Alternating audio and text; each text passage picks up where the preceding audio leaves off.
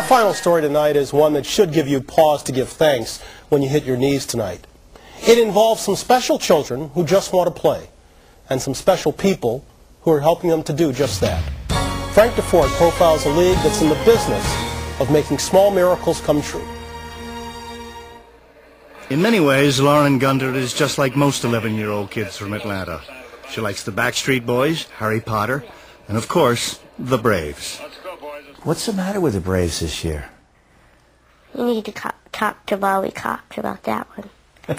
You want me to talk to Bobby Cox and ask him what's the matter? I don't manage him, I just listen to him. But unlike most 11-year-olds, Lauren has brittle bone disease, a rare genetic disorder that makes her bones very susceptible to breaking. It has also left her legally blind with extremely limited vision. When Lauren's mother, Jennifer, first learned of her condition, the prognosis was dire. She would go blind first, then she would lose her hearing, and by her first birthday we could expect to lose her. However, with the help of experimental drugs, Lauren has thrived, becoming the oldest child to ever survive the disease. But because of her condition, she was unable to do what most kids take for granted: play on a baseball team. We've had to say no so many times over the years for a child who wants to do all the normal things. She would bring home the flyers from school where the kids were all signing up for the latest soccer league or the baseball teams or basketball. Instead, Lauren was limited to playing backyard baseball with her dad and her best friend, Amanda. Is your father any good? Do you really want me to answer that? Yeah, I want you to answer that. From a standpoint, yes. How about Amanda? How good is she? She's good. I'm glad to hear somebody on this team is good. How are you? I'm good. You're good.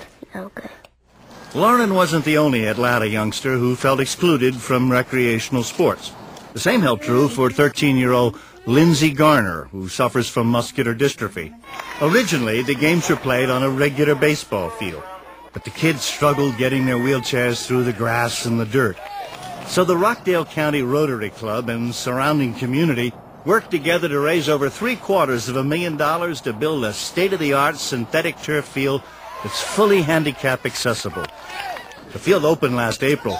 The 35 original Miracle Leaguers have now expanded to 120 players, and to date the field remains the only one of its kind. Look at that! Woo! What does the Miracle League mean to you, Lauren? Well, first of all, it means that I get to live my dream of playing baseball like my friends. And second, it means I get to make new friends and meet new people. Third, it means I just get to have fun. This is Tuesday. Yes, sir. You play Saturdays, right? I have a game on Friday. Friday. So when do you start thinking about that? I think about it all week. We would never have envisioned that a child who fractures easily and is visually impaired would be playing a sport. Lauren's mother has seen the impact that playing in the league has had on her daughter. It's great for her self-esteem to be part of something, to feel like a normal kid, that she can go to school and talk about her game when the other kids are talking about their games. You know, she's just part of the gang. And it's not just the kids who get something out of the league. For the parents, many of whom have to work full-time just taking care of their kids, it's a joy as well. You see these parents in the stand cheering them on. I mean, going around first base, second base. It's as much a thrill as it is playing in the state finals of a baseball game. For Lindsay and for many of the kids in the league, it's a miracle that they're able to play baseball. But for Russ Slade's son, Nicholas, a 5-year-old who was born without eyes, it's a miracle he's even alive. My son had a massive seizure, and it put him into a state of a coma, and we thought that his life was nearly ended.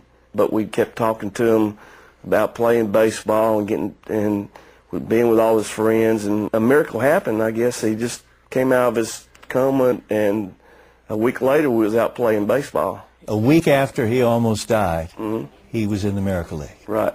We were there for the opening ceremonies of the Miracle League, and Nicholas got to throw out the first baseball that was the most exciting thing I ever saw.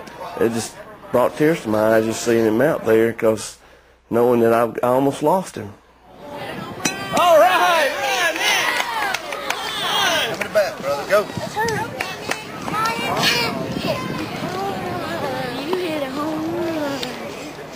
For a child with a serious medical condition, the worst thing about being sick is being sick. But the second worst thing is being different. Buddies who help these handicapped kids get to first base don't necessarily just stop there. They might take them all the way home with them and find out that their new friends are not so different after all.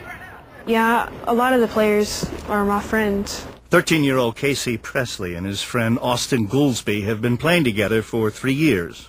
When you see those kids out there, how does it make you feel? It makes me feel real good about myself. It does. That I get to help them do something that they usually can't do. After all, young people with disabilities are not just patients. They're also, in all ways, children. And just like Nicholas Slade, they need fun and games, too. Hey, Nicholas, can you come over and sing Take Me Out of the Ball Game? Could you do that? To the ball game. Take.